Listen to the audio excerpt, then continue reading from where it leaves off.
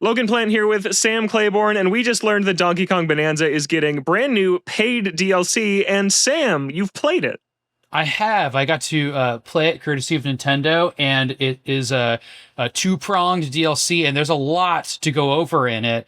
I very much enjoyed my time with it. I think it's kind of exactly what the end game needed for Donkey Kong Bananza. And I just want to point out right from the start, you got to beat the game first. So if you want to play this DLC, you should play through the game. And luckily, Logan gave it a 10, so you know it's worth doing.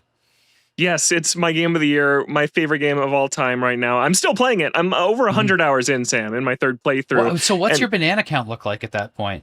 Oh, well, my first file's at 1,000. My second file, I did a 0 banana run, so I'm at 0. Okay, and my third file, I'm doing no transformations. Okay, yeah. So I'm at 600, something like that in my base game, and I was starting to lose steam on it. So that's what this mode is really good for, and I can get into that. But do you want to talk about the island first?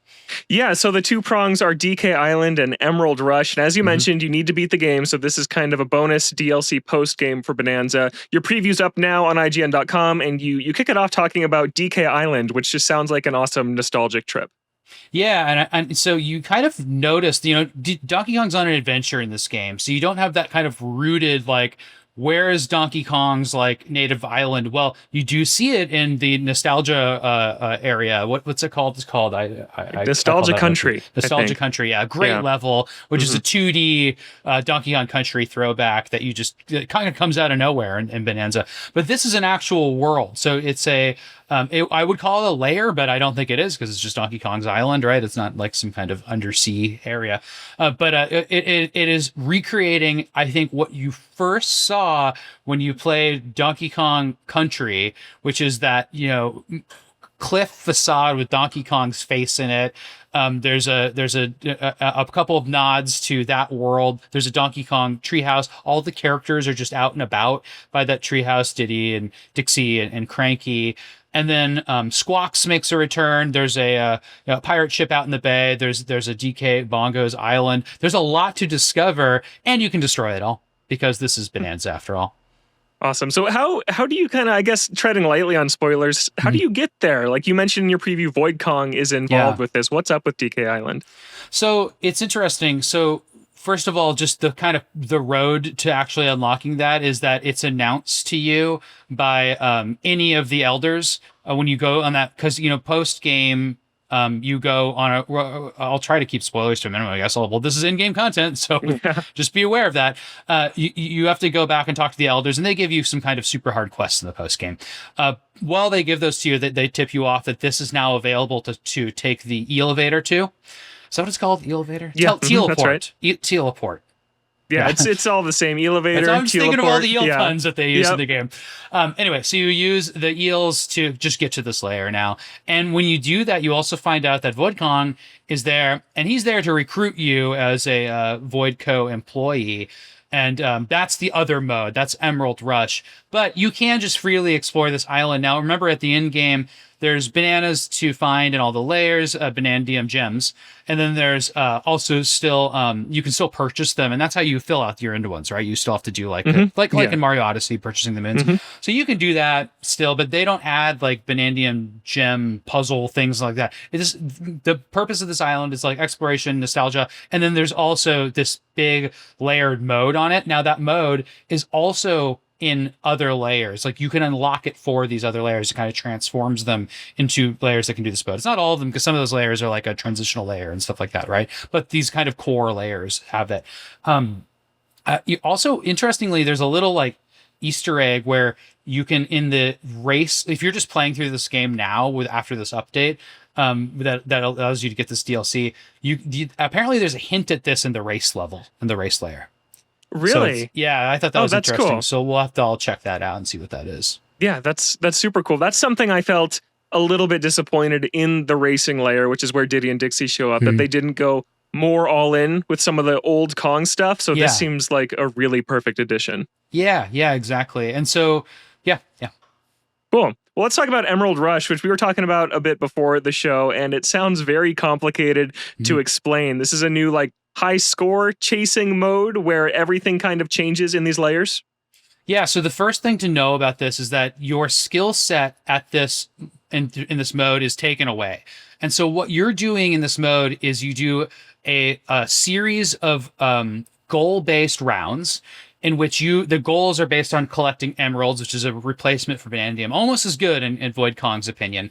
And what you have to do is you have to go out and figure out ways to get this in a time limit. So like in 100 seconds, you have to get 500 emerald bar filled, right? So in that time, you have some options. You can just go mine emerald veins. There's like vanadium veins. Like there's just the same idea. You can just like go nuts and like dig through the ground, but you don't have the skills. You don't even have your transformations. So as you play, you have to go hit what look like vanadium gems and fossils and other things to unlock perks and skills and your old skill set, and then even your transformation. So whenever the elephant transformation appears, I would always go for that tactically, because then you can start stacking, and I'll talk about these in a second, perks to do like a treasure chest based perks to get a lot of gems or emerald out of treasure chests, or just out of veins or digging or whatever. And then the elephant's really good at that, right? Because you just go in the area, you just vacuum it all in, and then you start learning the island that's new in this,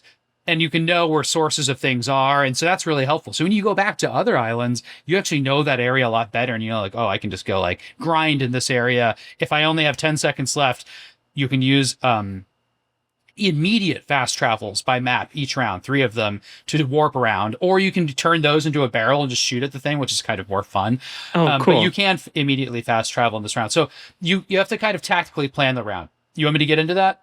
Yeah. Does it feel like really frantic? Like you're rushing around really fast to do all this? I kind of compared it to the Mario Kart mode. You'll have to remind me of the name of that mode, even though I just the Knockout Tour after writing all this. Yes, Knockout Tour, because there's round-based checks. So if you don't make your round, you're kicked out. Like that's it. So your round-based checks in this are like quantity. So even though you're aiming at maybe other goals, like getting your elephant skill back, you still need to get to that 100 emerald mark. And by the way, if you go over it, it actually carries over to the next mode. So if you do a lot of great stuff, that's going to be helpful. But then the checkpoints become really high, and that's where perks come in. So perks are every time you hit a fossil, and there's a few other times this happens, you get to choose a little shuffle a perk system up. And it'll be like, one would be like, every time you surf, you gain emeralds. Every time you find a chest, you gain emeralds. Every time you complete a challenge, you get emeralds.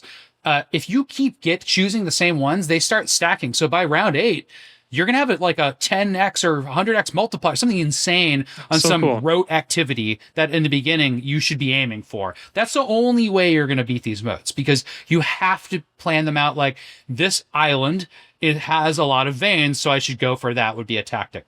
So the perks are important to stack, important to plan out, and can really save your butt by the end of them. Now, the challenges. So you can also aim for challenges. They pop up almost like a world event while this is happening. And I know by now I'm starting to sound like just a crazy person explaining things to you. No, this makes sense. But so instead of just going nuts and vacuuming everything up, maybe your tactic is, I'm just going to do the world events. The world events are get as fast as you can to the beach where these 3 monsters are and kill them. It might be something simple like that. One of them was really funny. It was High Five Dixie Kong. You have to know where Dixie Kong is. She happens to be by the tree house, and you have to get up there and high five her. It's pretty cute. That is so cool. It sounds like it's reminding me a little bit of like a Kirby Air Rider City Trial, like where these things happen and you go to them, or even like an Elden Ring Night Rain where you're rushing around trying to improve yourself as much as you can. It sounds really cool. That's a really good comparison, actually. And I think that And just in terms of like kind of like quantity and effect on the game, it's kind of like the Bowser's Fury added onto, where it's just like, whoa, this is like a whole game, kind of grafted on to what you're doing. It's not comparable to Odyssey's DLC, which was Luigi's going to hide a balloon and then you need to find it, or actually, not very good. That was actually a multiplayer thing where people hide them and hide and seek. Yeah, it's just limited, right? And this is a kind of a large scope that scales in 2 ways. You unlock more levels to do it in, and then also you unlock levels of difficulty, and those go very high. Like, I think the point is to provide kind of a very in-depth challenge. Well, so there is going to be an end to this content, though. There's like a highest level of difficulty for each layer this is included in. Yep, and then there's also unlockables, and I did see gear in that unlockables list. So like, there's Oh, cool. sounds like, and by the way, you can equip whatever you unlocked in the base game before this. So like, that actually matters, right? Because in the base game you might be equipping, shorts and a tie that might be doing something that doesn't matter. But in this, like, you might actually need to swim fast because you don't have that skill to surf on the water anymore, and you got to get around the island. Like, there's like things like that to consider. This sounds like a really great fit for what this game is, because two of my favorite the Night Rain things. comparison, by the way, that's like, it seems like that almost roguelite, but not super. But like it kind of fits into that vein of starting from nothing and building yourself up. And I think my favorite part about Bonanza is DK's moveset. I think he's so great to control, and there's so many high level techniques that people have figured out in the 2 months since this game came out. Like, just when you pick up a chunk, you can do like quadruple jumps off of it if you know the right button inputs. And it seems like this mode is going to be able to let advanced players really access that skill ceiling that Donkey Kong has and just kind of go nuts with the destruction and stuff. So it seems like a really great fit. Yeah, I was extremely impressed. I had fun. I can't wait to play more of it. And like, this is, at the very least, I think just it's so cool to see the connection to the original Donkey Kong stuff, like, but to connect it to the core, SNES 64 retro era, and I mean that as the company Retro, who took over from Rare. It just feels like there's a through line that's being recognized here in a more prominent way than was in the base game, which I think for me is very appealing. Yeah, that's really neat, because we've talked about this before. Jungle Beat was the last time Nintendo internally made a DK game, and that game tried to be like not Rare at all. They ignored that Rare games even existed. Like, it's totally its own thing. So to see Bonanza embracing DK history so much is really awesome. So thanks so much for sharing, Sam. Sounds great. Absolutely, it was my pleasure.